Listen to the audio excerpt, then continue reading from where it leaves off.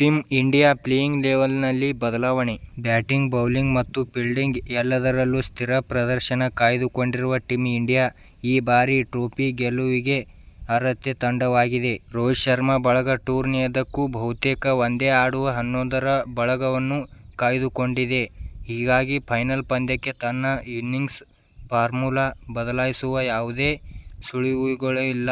ಇನ್ನು ತಂಡದ ಆಟಗಾರರ ಫಿಟ್ನೆಸ್ ಕೂಡ ಉತ್ತಮವಾಗಿದ್ದು ಅನಿವಾರ್ಯ ಬದಲಾವಣೆಯ ಅಗತ್ಯವೂ ಇಲ್ಲವಾಗಿದೆ.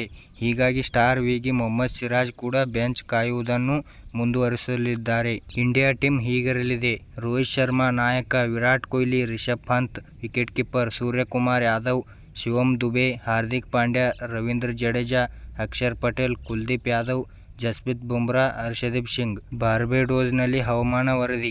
ವೆಸ್ಟ್ ಇಂಡೀಸ್ನ ಬಾರ್ಬಡೋಸ್ನಲ್ಲಿ ಶನಿವಾರ ಜೂನ್ 29ರಂದು ಗುಡುಗು ಸಹಿತ ಭಾರೀ ಮಳೆಯಾಗುವ ಸಾಧ್ಯತೆ ಇದೆ ಎಂದು ವೆದರ್.ಕಾಮ್ ವರದಿ ಮಾಡಿದೆ. ಪಂದ್ಯದ ಸ್ಥಳೀಯ ಕಾಲಮಾನ ಬೆಳಗ್ಗೆ 10 ಗಂಟೆಗೆ ಶುರುವಾಗಲಿದೆ. ಭಾರತೀಯ ಕಾಲಮಾನ ಶನಿವಾರ ರಾತ್ರಿ 8 ಗಂಟೆಗೆ ಪಂದ್ಯ ಆರಂಭ.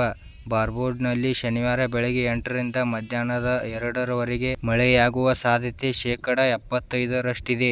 ಹೀಗಾಗಿ ಪಂದ್ಯಕ್ಕೆ ಮಳೆ ಅಡ್ಡಿಪಡಿಸಬಹುದು. ಹಾಗೆಯೇ ನಮ್ಮ ವಿಡಿಯೋ ಇಷ್ಟವಾದರೆ ಸಬ್ಸ್ಕ್ರೈಬ್ ಮಾಡಿ ಮತ್ತು ಹೇಗೆ ಆಗಿದೆ ಎಂದು ಕಮೆಂಟ್ ಮಾಡಿ ಮತ್ತು ಶೇರ್ ಮಾಡಿ. ಎಲ್ಲರಿಗೂ ನಮಸ್ಕಾರ.